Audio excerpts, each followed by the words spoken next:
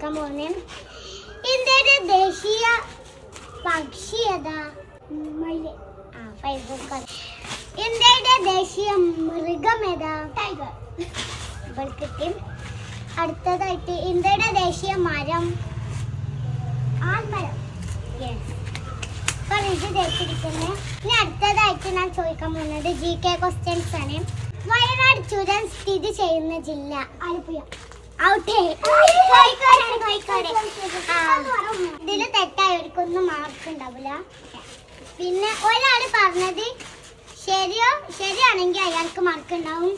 വെറുതെ അറിയാതെ വിളിച്ചു പറഞ്ഞാല് മറ്റുള്ള ഒരാൾക്ക് മാർക്ക് കിട്ടും. അങ്ങനത്തെ ഒരു കളിയാണ്.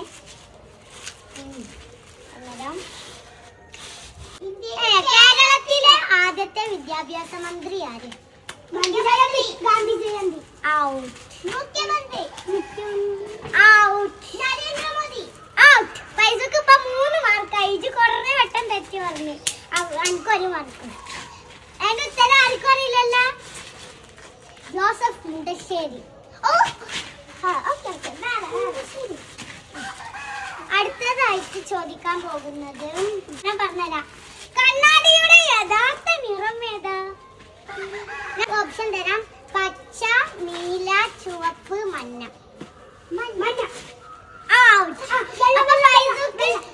ഫൈസൂക്ക് 4ഉം വെള്ളയിലില്ല. ഫൈസൂക്ക് 3.